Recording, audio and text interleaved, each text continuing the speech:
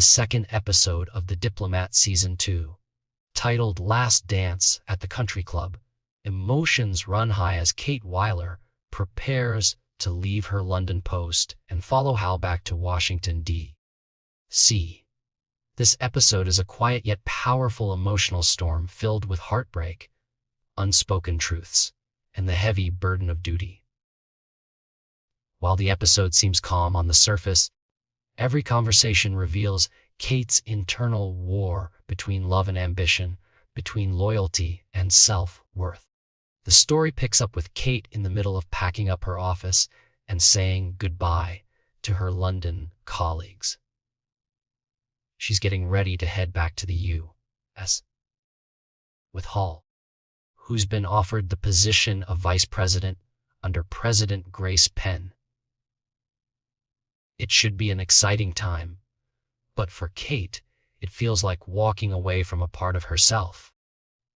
She's struggling deeply with this decision, the idea of leaving behind her role as ambassador to simply follow Hall again, as she's done for years. The writing makes this clear when she tells Stuart, her deputy, that she still doesn't know what her next position will even look like. There's no clarity, no concrete plan, just vague promises and political niceties. In one of the most heartbreaking moments, Stuart tells her he won't be joining her in her new role because he has worked 20 years toward becoming an ambassador himself.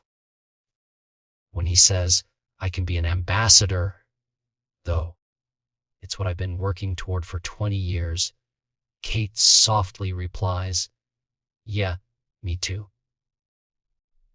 That simple line hits like a punch in the gut. It's a quiet confession that everything she's worked for, all her ambition and sacrifices, might be slipping away because of her loyalty to Hall and the complicated love that binds them.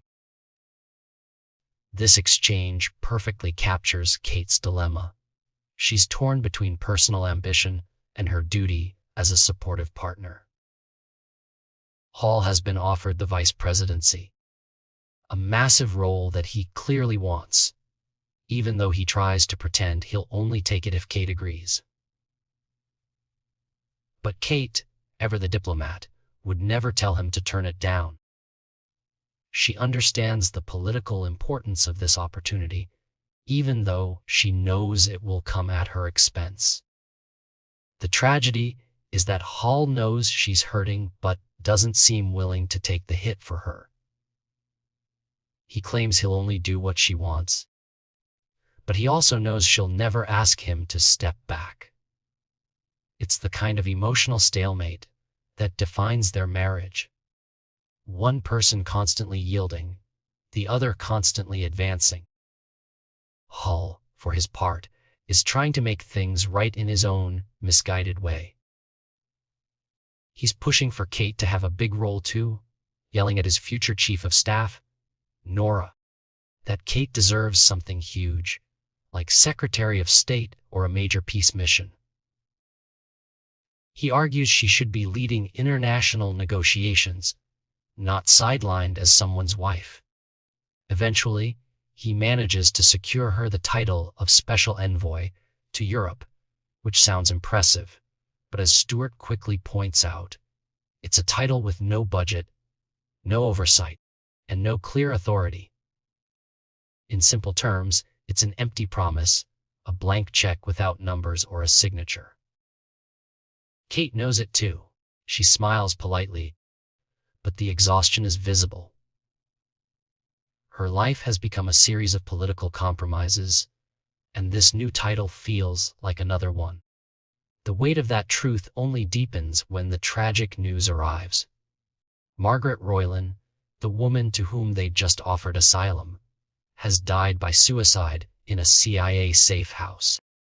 Idra, visibly shaken, breaks the news, admitting she doesn't even know how to report such a sensitive case to the British government. It's a diplomatic nightmare that could destroy careers, and Kate has to be the one to tell Prime Minister Trowbridge. The scene that follows is tense and painful. Kate, ever professional, delivers the news with composure, but beneath that calm surface, she's unraveling. The Prime Minister reacts with visible anger and confusion, and the situation becomes even more awkward when Kate uses this moment to mention her departure.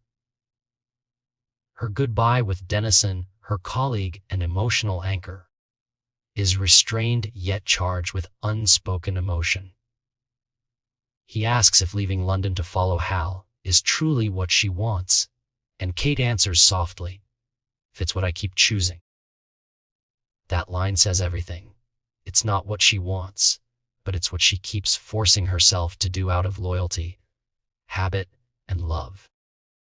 Through flashbacks, we get a glimpse into Kate and Hal's shared history, the early days of their relationship in Baghdad in 2010.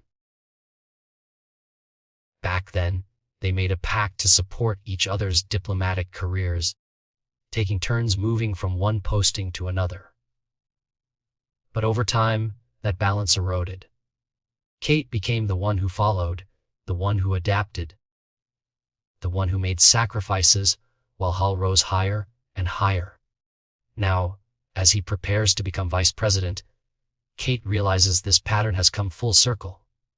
Once again, she's expected to follow. What makes this episode so powerful is how it doesn't shout about its drama. The heartbreak unfolds in quiet moments. A shared glance, a resigned sigh, a memory of a dance in Baghdad. You can feel Kate's loneliness in every scene. She's surrounded by colleagues and admirers, but she's completely alone in her decision. Even Stuart, who sees through her brave face, can't convince her to change course. He gently suggests she could stay in London and still be the second lady. After all, there's no rule saying she must give up her position. But Kate doesn't seem ready to fight for herself yet. The episode builds toward the emotional climax at the airport. Kate and Hal are about to board Air Force One together. Friends and colleagues come to see her off. Penzie and Frances give her a jar of honey made by bees at Winfield, a sweet symbolic farewell. Her security officer Byron expresses his affection in his usual stoic way, while Idra offers an Irish-style goodbye, unspoken but full of meaning. Stuart gives her a tight, heartfelt hug, the kind that says everything words can't. As Kate stands there, ready to board the plane, all the emotions flood in. The love, the regret, the nostalgia. She remembers dancing with Hal years ago in Baghdad, when everything felt possible, when love and ambition didn't have to compete. But reality crashes back, and she realizes she can't do it. She can't keep giving up parts of herself for Hal's career. In the end, she decides not to board the plane. She stays behind in London, embracing her role as ambassador, perhaps finally ready to put herself first. It's a quietly triumphant moment, the kind of ending that feels more like a beginning. Kate's decision is bittersweet but empowering. It's not an easy win, but it's the kind of victory that feels true to her character. She's choosing herself, her work, and her sense of purpose. For once, she's not just following Hal. She's standing still, grounded on her own terms. Whether this marks the end of their marriage or just another complicated chapter remains to be seen, but it's a step forward for Kate.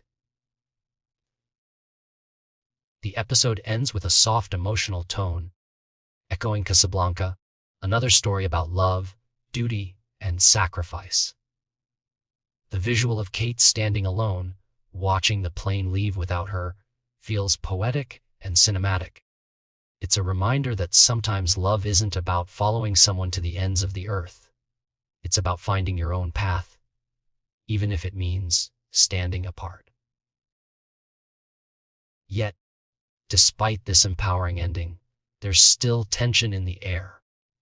Kate still carries her old twist, tie, engagement ring, in her wallet, a tiny symbol of her bond with Hall.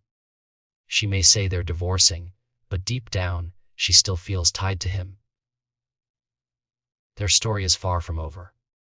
The chemistry, the shared history, the unspoken affection, it's all still there. Whether they eventually find peace together or apart, it's clear that Kate's personal and professional journeys are deeply intertwined. By the end of Last Dance at the Country Club, Kate Weiler stands as one of the most compelling characters on television. She's smart, conflicted, brave, and deeply human. Her struggles mirror the challenges faced by many ambitious women balancing career, love, and identity in a world that often forces them to choose. This episode doesn't just show her saying goodbye to London. It shows her saying goodbye to an old version of herself. The second episode of Season 2 perfectly captures why The Diplomat remains such a gripping drama. It's not about explosions or grand conspiracies.